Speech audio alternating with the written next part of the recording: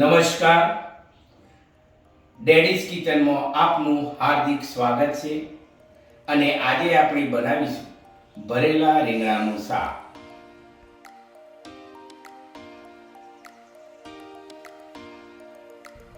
ભરેલા રીંગણાનું શાક બનાવવા માટે સૌપ્રથમ આપણે લઈશું 500 ગ્રામ રીંગણા, 4-5 લીલા મરચાં, કઢી પત્તા, સેંગ 1 વાટકી, 1 વાટકી લસણ, 1 વાટકી ચણાનો લોટ, 1 વાટકી લીલી તુવેરના દાણા, 1 નાની ડુંગળી, 1 બટાકો અને 1 ટામેટું અને લીલા ધાણા.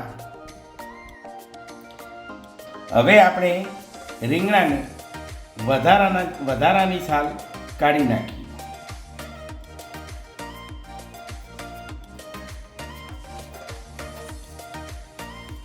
આવી રીતના સાફ થઈ ગયા પછી એને ઊભો ચીરો કરીએ અને બીજો એક પણ ચીરો કરીએ ચોકડીમાં, જેથી કરીને એની અંદર મસાલો ભરી શકાય. અને પાણીમાં રાખી મૂકવા. રીંગણા ભરવા માટે આપણે લીધેલ સામગ્રીને ક્રશ કરી દઈએ.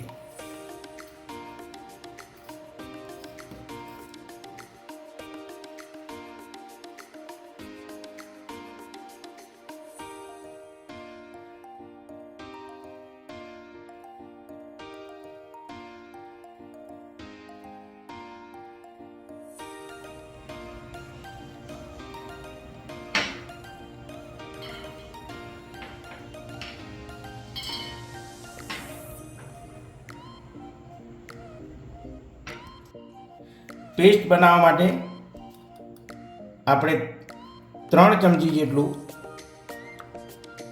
મરચું,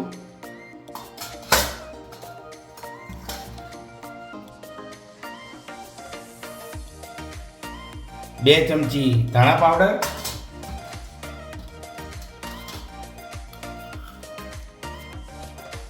1 ચમચી ગરમ મસાલો અને અડધી ચમચી હળદર અને થોડું પાણી ઉમેરી એને મિક્સ કરી દઈએ. વધુ સ્વાદ લાવવા માટે લીલા ધાણાના ડાળખા પણ તમે મિક્સ કરી શકો.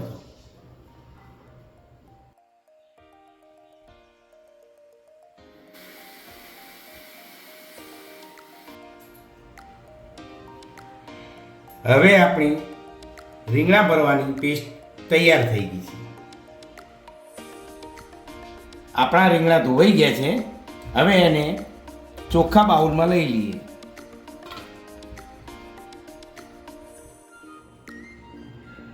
હવે આપણે આ પેસ્ટ રીંગણામાં ભરી દઈએ.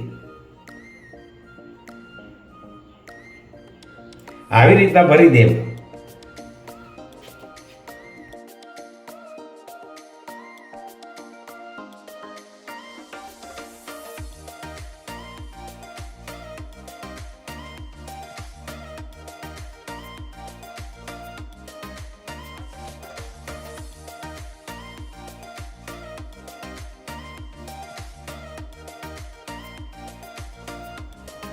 તમે જોઈ શકો છો આપણા રીંગણા મસાલાથી ભરાઈ ગયા છે. બાકી વધેલી પેસ્ટમાં સ્વાદ પ્રમાણે મીઠું નાખી દે.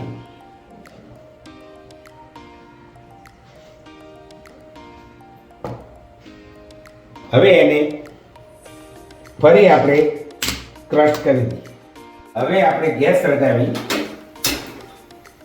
અને કુકર મૂકીએ.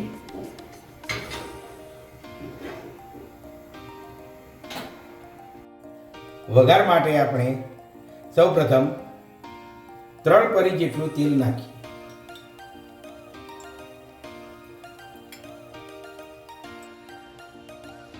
હવે એમાં રાઈ નાખીએ. હવે આપણી રાઈ ફૂટવા લાગી છે તો એમાં પેસ્ટ એડ કરી દઈએ.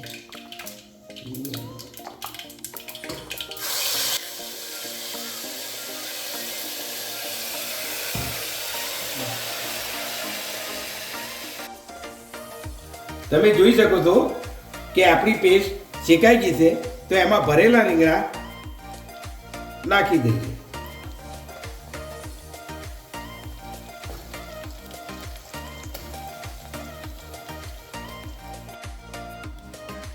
રીંગણને મિક્સ કર્યા બાદ તેમાં આપણે બટાકા નાખી દઈશું.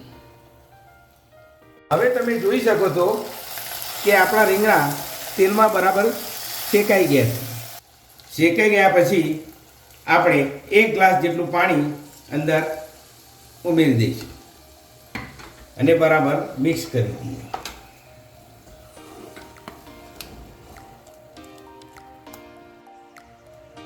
જો તમને રસાવાળા રીંગણ પસંદ હોય તો તમે થોડું પાણી ઉમેરી શકો છો.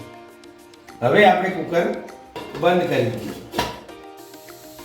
કુકર બંધ કરી દીધા પછી 4 સીટી થાય ત્યાં સુધી રહેવા દે. 4 સીટી થઈ ગઈ છે તો કુકર ખોલીને જોઈ લઈશું.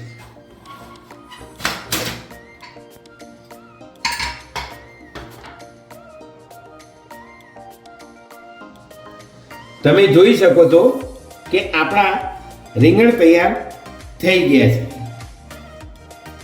તૈયાર થઈ ગયેલા રીંગણનું શાક હવે આપણે બાઉલમાં સર્વ કરી દઈએ.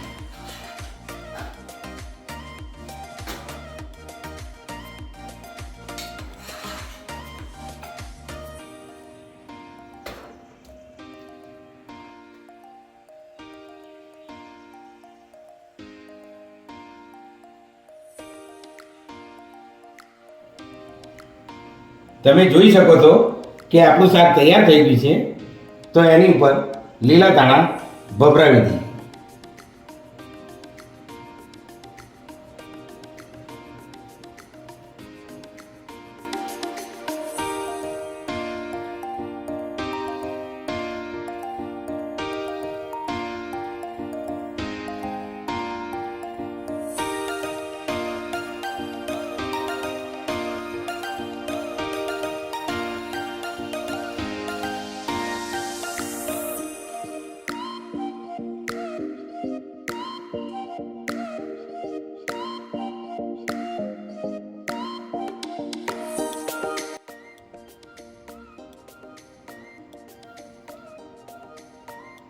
આપણા ભરેલા રીંગણાનું શાક તૈયાર થઈ ગયું છે.